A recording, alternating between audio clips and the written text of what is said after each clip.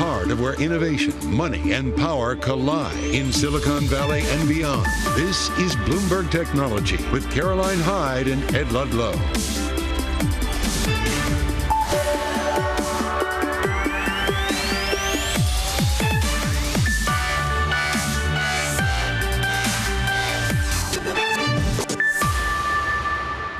Live from San Francisco, this is Bloomberg Technology. Paramount up as the Nickelodeon and MTV parent follows Warner Brothers in a big write-down of its cable TV networks. And cybersecurity firm Akamai jumps as the DDOS specialists post strong numbers amid scrutiny of the cybersecurity sector. Plus, tech for Kamala. We speak to the technology leaders and Silicon Valley Democrats backing the vice president's bid for the White House. I want to get straight to financial markets and the NASDAQ 100. Very tech-heavy index. You have the mega caps and the higher multiple software names. What you're seeing is a 5-day chart of the NASDAQ, and it is completely flat, 0% over the course of the week. But there is peril within that, because if the NASDAQ 100 closes down negative on a weekly basis, that would mark 5 straight weeks of declines for that index, which is the worst run of weekly drops going back to May of 2022. If it's positive, it snaps a 4-week decline streak, which it had seen in April, and things look a little bit rosier. We are worried about growth. We're worried about a little bit geopolitical risk, but earnings have been a mixed picture where in aggregate, we're probably feeling better about the technology sector. In part, AI infrastructure. That brings us to TSMC. The chipmaker's sales grew by 45% in July on strong demand. In particular, it would seem, for AI accelerators. Those are the US ADRs or US listed shares of Taiwan Semiconductor, up 0.8% in the US session. Bloomberg's Ian King is here with me in San Francisco. The data is for the month, and we're trying to sort of extrapolate out and say, well, for the quarter, what does that look like? But I guess, big picture, it's bullish because TSMC is the chip factory for the world, basically. No, exactly. All roads lead to Hsinchu. Yeah, no, 45% is dramatic, right? That's tremendous compared to where we were last year. But we have to put that in context. Part of that was last year things were depressed. So a lot of smartphone market-related chip orders weren't that great. But if you're worried about this AI infrastructure build-out, if you're worried about what NVIDIA is buying, what AMD is buying, what even Intel is buying these days, this tells you, nope, they're still putting orders in, and those factories are still working flat out. Okay, in very simple terms, TSMC is a contract manufacturer. So the biggest chip names go to TSMC and say, here are our very special chips, make them for us, please. That brings me to NVIDIA, which reports August 28th. And they are the market right now for AI accelerators. Look ahead to August 28th and what we're kind of expecting. And does TSMC kind of inform what we might get? I mean, to an extent, yes. I mean, TSMC has a lot of customers. NVIDIA is one of the biggest, but Apple is also a huge customer. Qualcomm is also a huge customer. So it's not a direct linear relationship there. But at the same time, everything we've heard, all of the concerns we've heard about NVIDIA, can it continue this growth run? Nobody is doubting the fundamentals of demand. We've also, as you've seen lots of reports about some problems with some new chips that they've had. Yes. But they've come out themselves and said, there's still demand for our old stuff. Don't worry about it. That was specifically about design or engineering issues around Blackwell, which would be the latest generation accelerator. TSMC is interesting because it's literally concentrated in Taiwan, a lot of the activity. But the story here in the United States has been the flow of public money from the CHIPS Act, or government money, to onshore our industry. And there's a piece on the Bloomberg terminal by Mackenzie Hawkins about how now, present day, much of that money's been allocated from the CHIPS Act. What are the numbers behind that, and what's the impact been? Yeah, I mean, the key point that she makes in her story is the hard work has been done, which is like, hey, we're going to give you this, and we're going to give you this, but nothing has actually, no checks have been mailed, right? This is all promissory, right?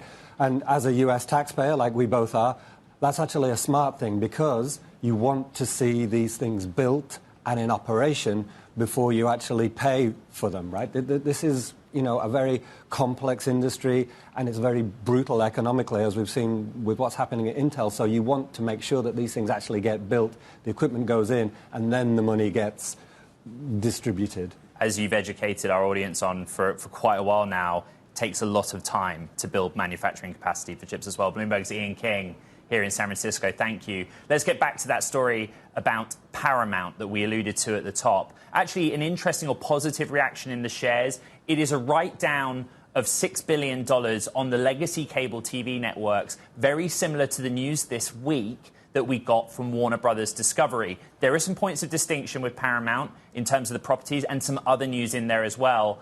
Bloomberg's Hannah Miller is back in New York City. So Paramount, the numbers on the write-down, the story behind the write-down specific to Paramount, what's going on? Yeah, so it's very similar to Warner Brothers Discovery, where they're writing down the value of their traditional TV networks. And this is after, the streaming wars have broken out. They've taken to reevaluating their cable television as streaming continues to grow more and more popular. What's different here is that with Paramount, you have the backdrop of its deal with Skydance. That is expected to finalize in the first half of 2025. There's still a 45-day period where, people can submit competing offers, but there is a lot of bullishness around Paramount because of this pending deal. I'm reading through your story on Paramount. And by the way, Hannah Miller, pretty new to this beat. How busy have you been in those first few weeks of covering the media industry? But Paramount, part of the story is cost reduction and cost cuts as well. Is that directly related to the write-down, or is that a different story? So before we learned about this write-down, there's this whole $500 million cost-cutting effort that Paramount has undertaken. And then Skydance has also identified $2 billion worth of cost efficiencies. So all of this has played into that. They're working to tighten the belt. Another big piece of news coming out of the earnings call yesterday was that there are layoffs coming, that 15% of the U.S. workforce is going to be cut before the end of this year. So there's a lot going on with Paramount as it prepares to finalize this deal with Skydance. Hannah, I think I said this to you in the show 24 hours ago, but I always try to find the technology story within this. And what's common between those two names is the pain in the legacy TV network side is because of the move to streaming. But actually, Paramount's streaming business, just based on the growth numbers, it seems like they're doing okay. Yeah, so for Paramount, they actually lost subscribers for their Paramount Plus streaming service during the second quarter, and that was because of a one-time event, the end of this deal in South Korea. They're very optimistic about it otherwise. They have seen revenues increase there. So, despite this setback, like other companies, like Warner Brothers, they're very excited about their streaming service. I was referring to revenue jumping 13%, but you're exactly right. Paramount Plus service lost 2.8 million subs due to that South Korea, so you just outlined. Bloomberg's Hannah Miller, happy Friday. Thank you very much for your reporting. Now, coming up on the show, Roger Lee, the creator of Layoffs.fyi, a website for tracking tech layoffs, is going to join us to discuss all the job cuts in aggregate that have been announced and his data, and it's timely. Let's take a quick look at shares of Cisco. They had been positive or higher this Friday session, Cisco, now softer 0.6%. Reuters is reporting that Cisco will lay off thousands of employees in a second round of job cuts this year, and that Cisco could announce those job cuts as early as Wednesday of next week. It did move the shares, and Wednesday of next week, by the way, August 14th, Cisco reports earnings. We'll keep an eye on that story and see if Bloomberg has any advancements on it. Be right back. This is Bloomberg Technology.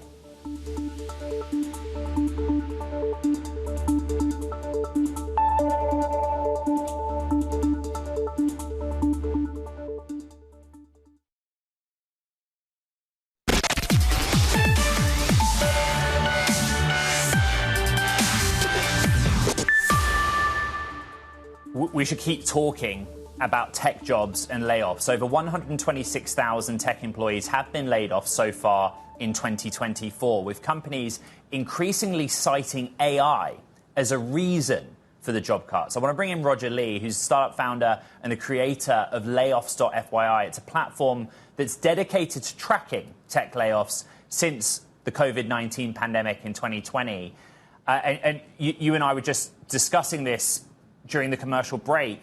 I look at all of the news headlines and the cadence of headlines, probably starting early June through to now, but you've got the data. So summarize the scale of what's happening in the industry right now. versus prior years where we saw heavy layoffs as well? Yeah, that's right. So according to Layoffs.fyi, we've tracked now 126,000 tech employees laid off so far in 2024. The good news, that's actually down 42% from the same time last year.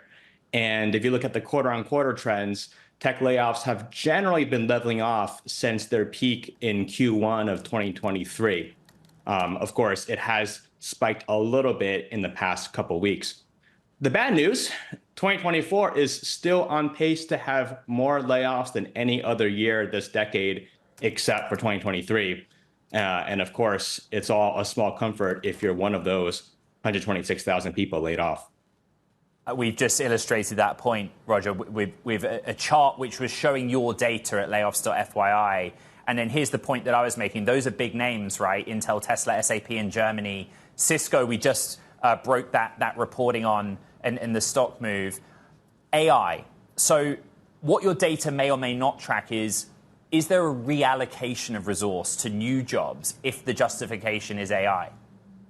That's definitely what we're seeing in a lot of the companies' announcements for the layoffs, that tech companies are increasingly citing AI as the reason.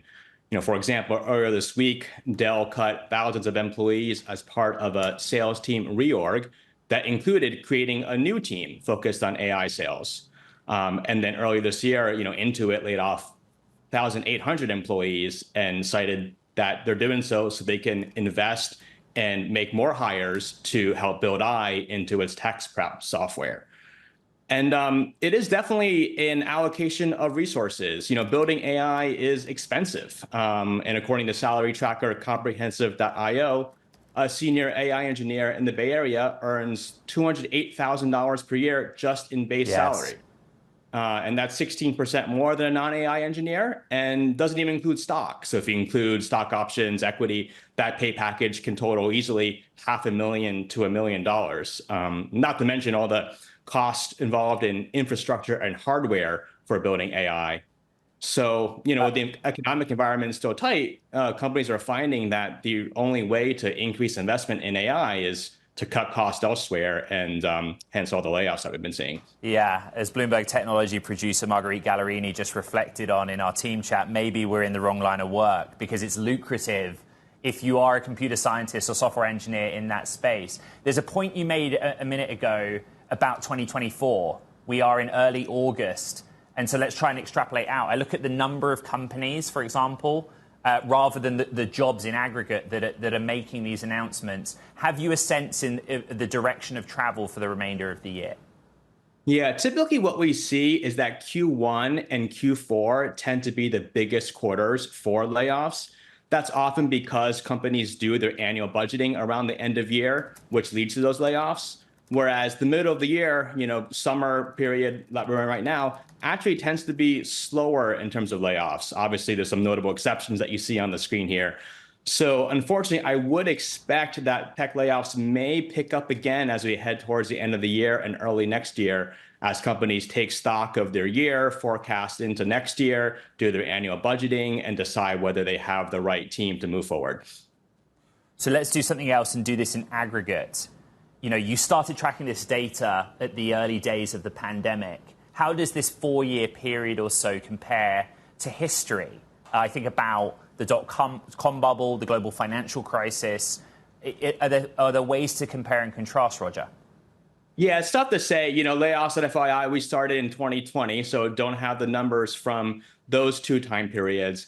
Although I will say the scale of the tech industry is just so much bigger than during the dot-com era or even the global financial crisis. So in aggregate numbers, I believe that this current period of layoffs is going to be the most that we've ever seen in the tech industry, just because the scale of the tech industry and the number of people working in this industry is so much higher now than in previous years. Roger Lee, creator of Layoffs.fyi, thank you for your analysis and sharing your data with us. The chart depiction in particular really helps to illustrate what's happening in this industry.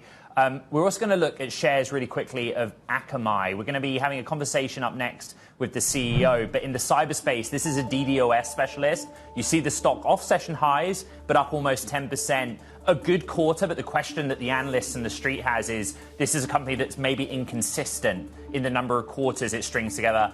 Conversation coming up with Tom Leighton, who is the CEO of Akamai. Maybe he'll push back on that, what the street's view of his company. We'll see.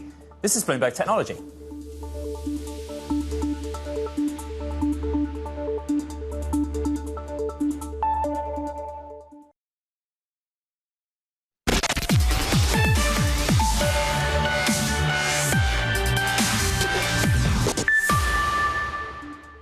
It's time for Talking Tech, and in the news, the owner of the company behind Temu, Colin Huang, has become China's richest person, amassing a fortune of $48.6 billion US. That's according to the Bloomberg Billionaires Index. Huang's rise has been fueled by China's changing shopping habits and expansion outside of the region with its Temu brand.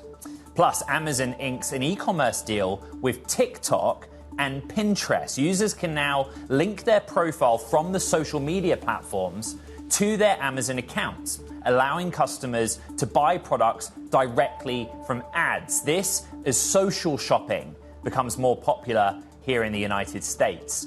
And Turkey's Instagram ban hits female entrepreneurs. Orders straight up from female-led businesses who relied on the popular social media platform to drive sales.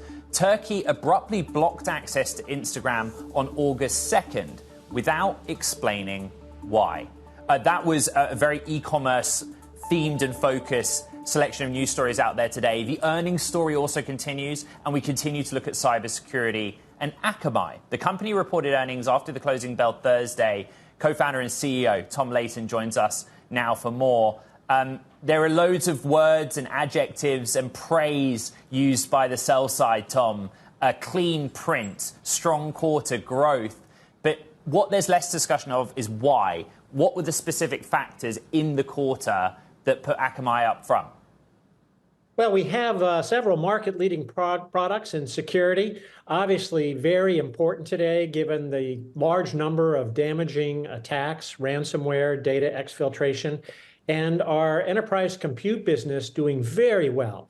We talked about just really getting started in that aspect of the business this year, and now we think we'll exit the year at $100 million a year annual run rate in revenue, with a lot of exciting potential for the future. And I think those are great proof points that investors are now seeing. On the enterprise side, I find that very interesting. Is it demonstrative of broad strength in your client base, those industries' sort of willingness to spend, or is there something specific that Akamai is doing that allows you to sort of outperform in a difficult environment? Well, security is important for every major enterprise, even in tough economic times, which we're seeing some of now. And we have the market-leading products, and the major enterprises really need them to be safe. And in compute, I think we have a very compelling value proposition. We can provide better performance at a much lower price point. And when you can do that and help a major enterprise save money, well, this is a good time to be able to have that happen. Tom, strength in the areas you outlined, compute security, and then a little weakness in CDN. I would like to talk about what's happening in your industry overall. I think we start with CrowdStrike, endpoint specialist, you DDoS, but what was that week and situation like for Akamai? Was there any tangible positive read-through for you, or any way that you capitalized on what happened? Well, we don't use that software ourselves, so there was no impact to Akamai. And we helped our customers, where we could, but that was in an area where we don't really do business. I think there were a lot of learnings for the industry as a whole. First, it really is clear you just can't be doing updates all at once everywhere in the world. Most of the time that's okay, but eventually you're going to have an unintended consequence. And if you update the entire world at one time, you got a disaster. That's a lesson we learned at Akamai pretty painfully about 20 years ago. And ever since then, we phase our updates after you've been through QA and you're confident. You still just go one stage at a time. So in case there's something that was unanticipated, you catch it before you cause a problem. I think also there's a much better understanding that reliability matters, and it takes a lot of investment. But you see what happens when you have something like this. I think enterprises will pay a lot more attention to reliability going forward. I hear you on that. I'm not a cyber expert by any means, and I know that a lot of CIOs, cyber managers, CISOs watch this program. And for them, top of mind is a sort of academic debate. Agent versus agentless delivery or security of that, delivery of security. Do you see, though, away from the academic debate on the best security systems, action? Your enterprise customers saw the news cycle and picked up the phone and said, we are changing how we do cyber. No, they were just trying to get out of the disaster, I think. I think going forward, there'll be a time of reflection into how do you prevent this from happening? How do you keep a vendor from, having this consequence?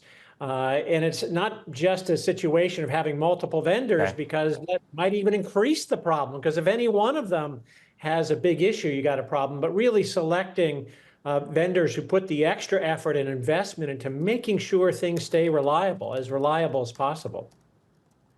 Tom, I guess closer to home for you, a higher profile DDoS attack on Azure in June. What did you make of that, and Microsoft's handling it, and how did it impact you? DDoS attacks are probably the oldest kinds of cyber attacks out there. They go back more than 20 years as well. That's an area where we have leading services to help defend customers. In fact, just last week, we saw one of the top 10 DDoS attacks of all time coming out of the Middle East. With the war there, we're able to defend a very important financial enterprise from that kind of an attack. So even though it's been around a long time, we are still seeing some very large DDoS attacks, and it's important for enterprises to have state-of-the-art defenses, even today.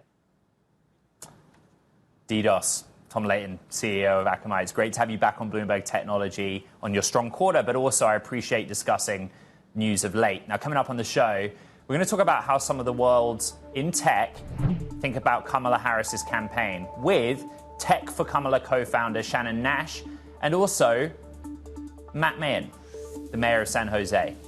That conversation is coming up next. Cue the beautiful pictures. Expedia, 8.6%. Strong quarter, positive discussion about the summer months. Different to what we heard from Airbnb. An interesting one to track. This is Bloomberg Technology.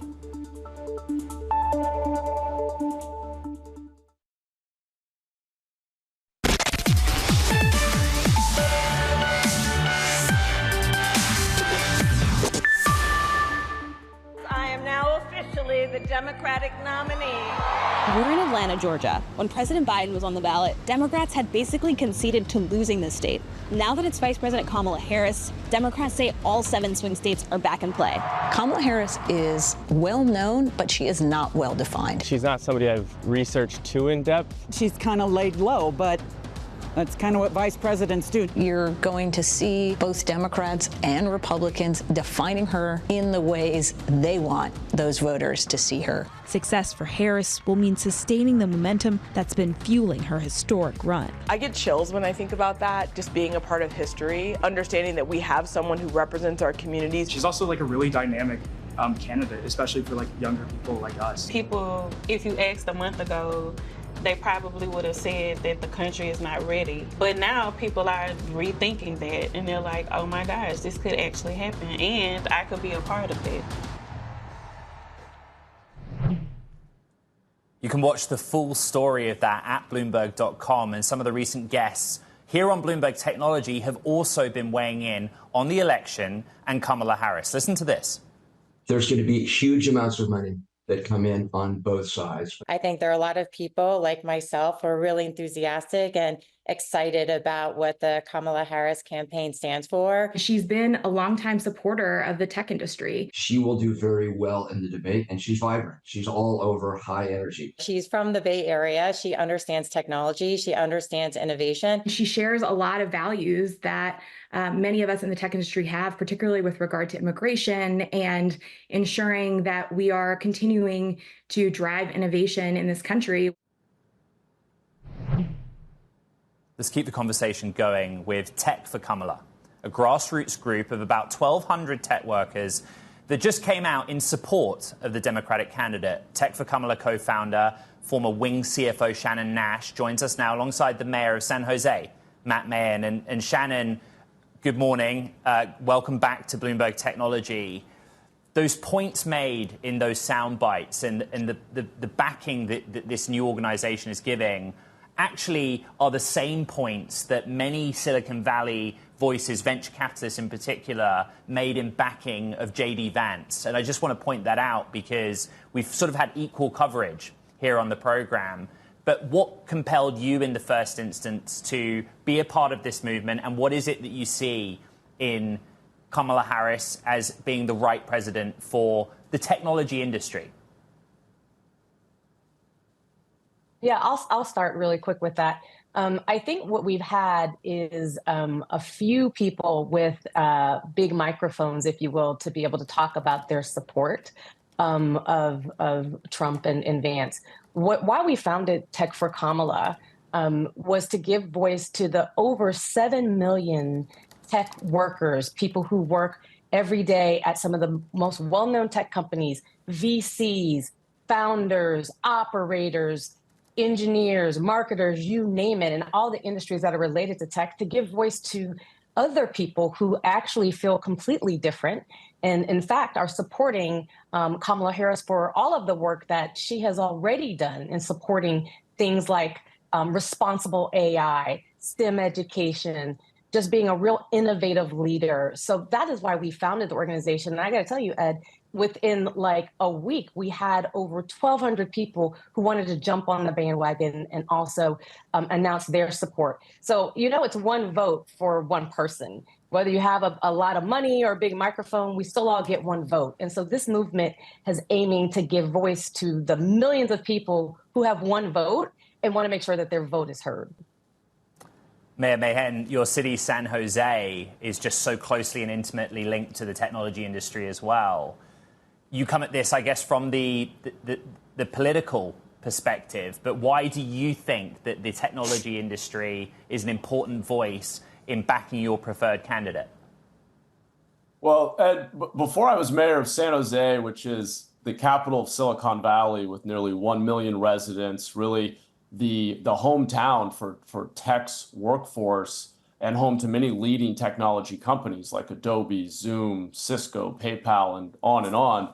I was in the tech sector myself. In fact, I first met Kamala Harris about a decade ago at Airbnb, which was just down the street from a startup that I was involved in founding and leading.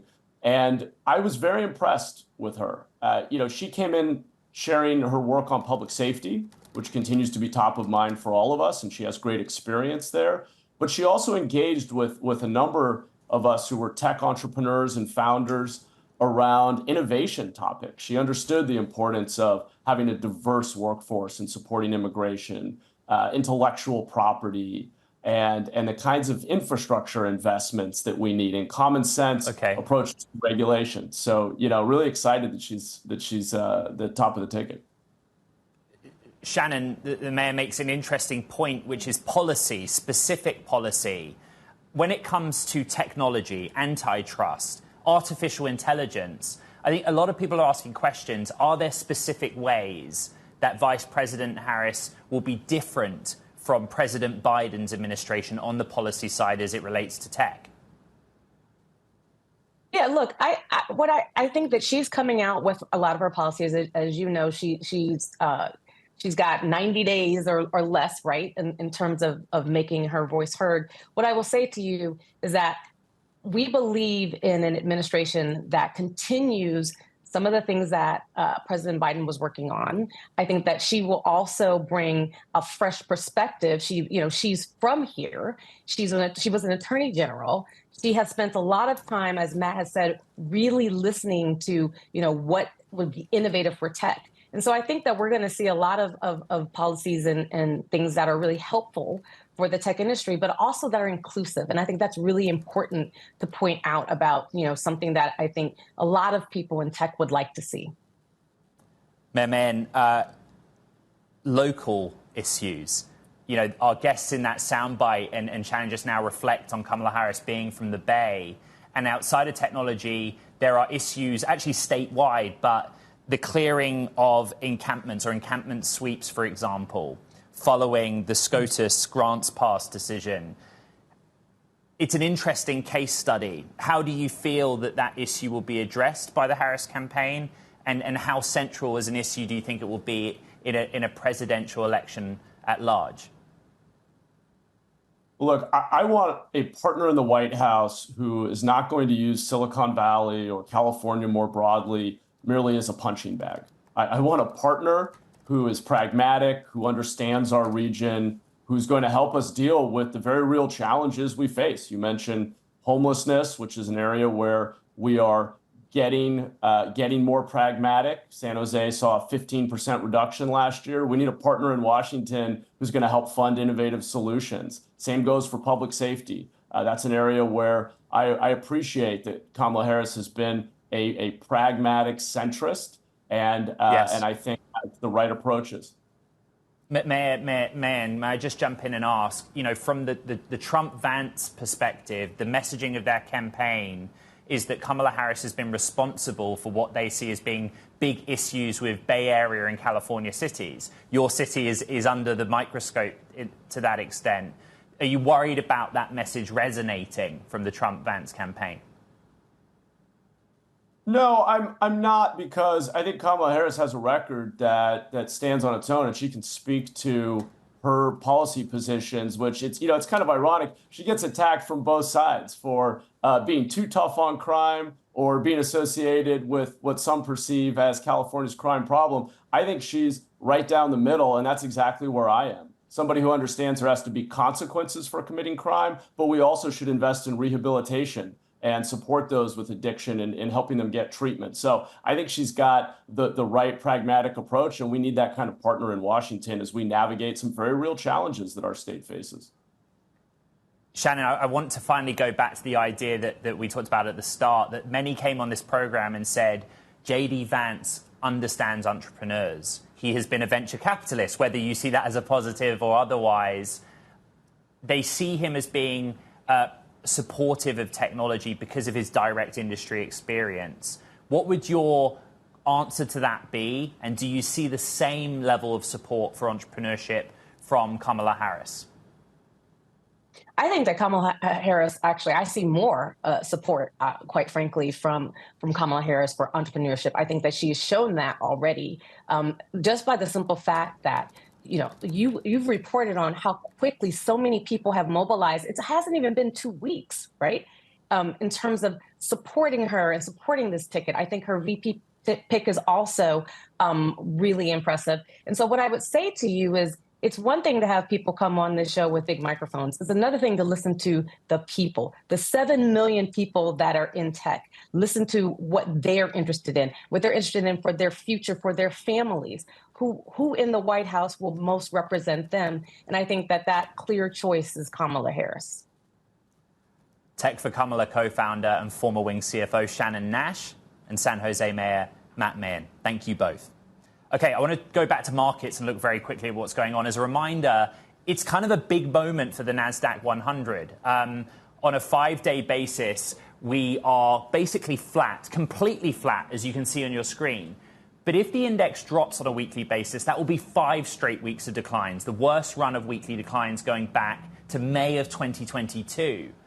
If we end in positive territory by more than about 0.2% on the week, then that would snap 4 straight weeks of declines. And I guess the narrative would be a little bit different. Earnings a big factor. NVIDIA isn't until August 28th. That's kind of where we're looking. Bitcoin check out as well. Early in the week, when we had that big financial market pressure on Monday, Bitcoin was nearer to 50,000 US dollars. It's now nearer to 60 or just above 60,000 US dollars per token. But you can see it's kind of traded in an interesting sideways pattern throughout the week. And it's becoming part of the discussion around the election that we just had. Coming up on the show, we're going to be joined by Alexandra Burbey, get the private markets take, investor at Sound Ventures, for her investing thesis on how to approach AI from the VC perspective. This is Bloomberg Technology.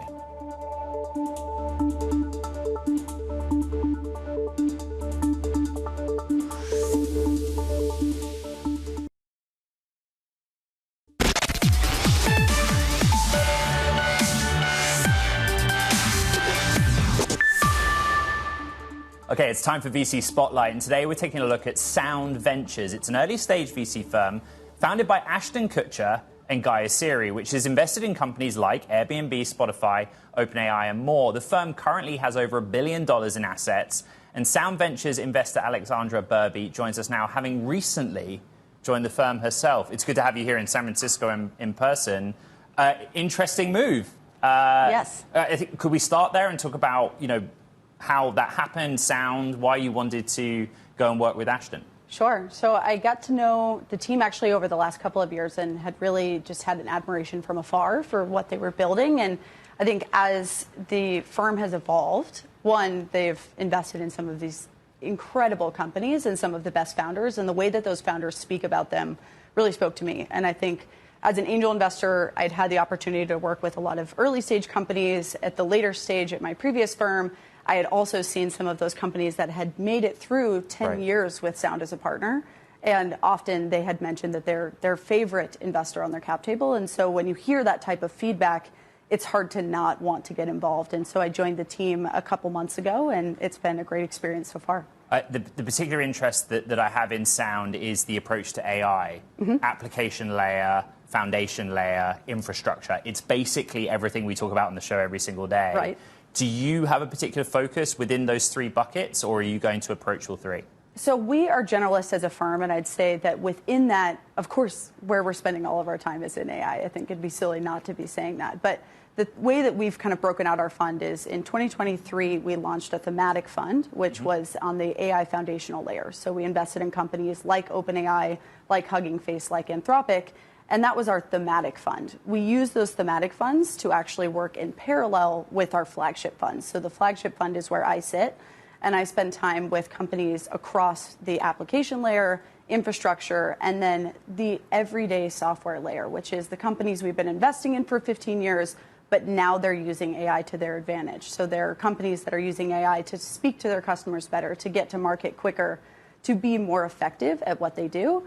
And in that way, we are really investing exclusively in AI companies, but it's because every company needs to be an AI company in some form or another, or frankly, they'll get left behind. How the firms run is really interesting. There are very large firms with people all over the place. There are small firms that are just here in the city. You're here in San Francisco. Sound has a relatively large presence in SoCal. That's right. So you'll be focused on the Bay Area, or how is that going to work? I mean, it's really, we're focused on where innovation is. And so to the extent that that's in the Bay Area, of course, we're going to be here. To the extent that's in New York and LA, of course, we're going to be there.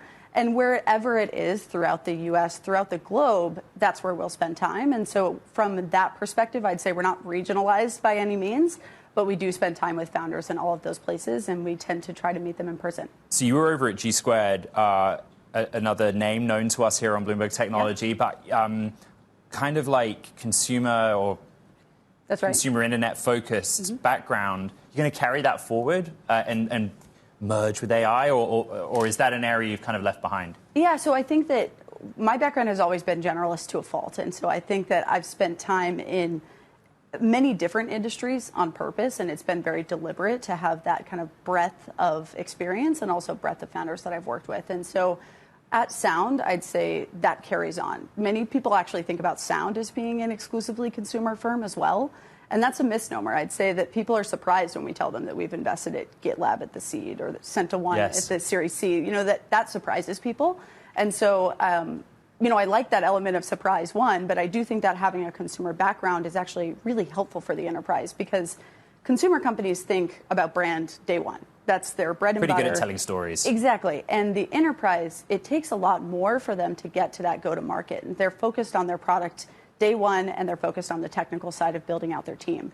We can be a really helpful storyteller because we have this consumer lens, and we're actually able to help them in a very differentiated way because consumer is part of our roots. And so I think that actually bringing the two of those together is something I'm very excited about, and I'm looking forward to it.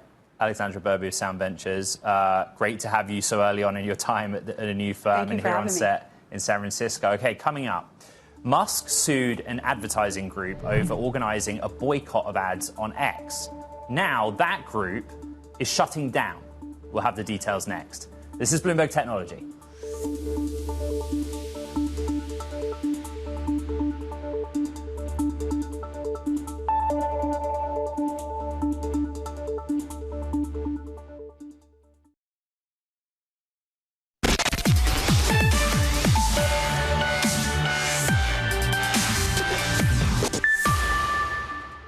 It's the final few days of the 2024 Olympics in Paris, and the global sporting showcase has been going viral daily. It's not just sports taking on the internet by storm, but also chocolate muffins.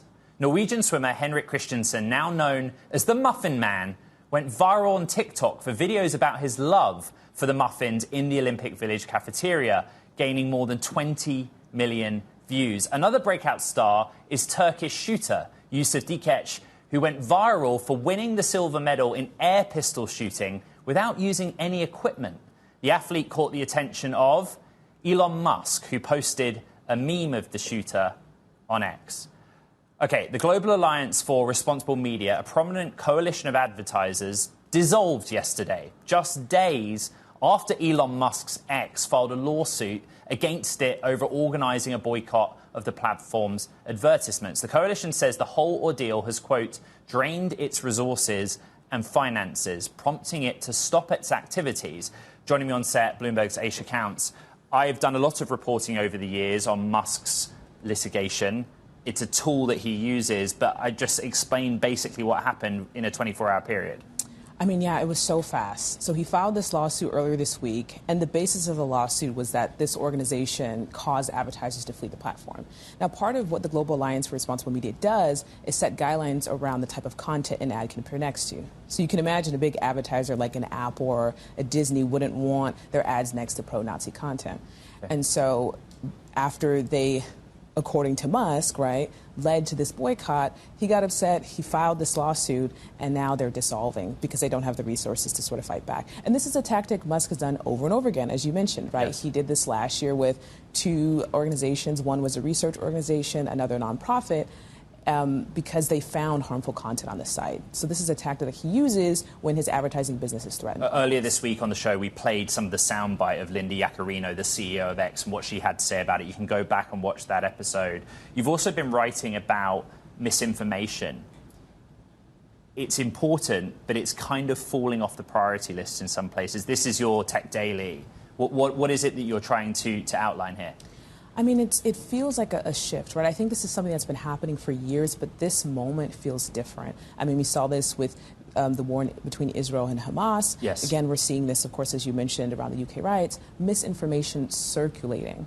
And the problem is these social media platforms may catch it, they may label it, they may take it down, but by the time they do, there's already millions of views on this. Well, on the UK riots, I've been tracking what's happening in the UK, my home country, of course. It's also who is involved in the sharing of that information. So one thing Musk has been caught up in is sharing some what appeared to be articles about that situation that ended up being not a real news article. That's one example. Yeah, it's a great example. It's a terrifying example. He shared a fake article from the Telegraph, and Telegraph later came out and said, you know, we never created that, but he shared it, and it got almost 2 million views before he took it down, right? And but he did take it down. He did take it down. Well, it was deleted by the original creator, I believe. But that was, you know, within the hour. But again, almost 2 million views by that time. So the damage is done in some ways. Bloomberg's Aisha Counts. Important reporting. Thank you. That does it for this edition of Bloomberg Technology. Just big thanks to everyone in the control room in New York, Jackie, John, Justin, Marguerite Pyle here in San Francisco, and all the studio crew. Check out the podcast. It's been a big week. There's a lot to recap on Apple, Spotify, iHeart, and all of the Bloomberg platforms. From San Francisco, this is Bloomberg Technology.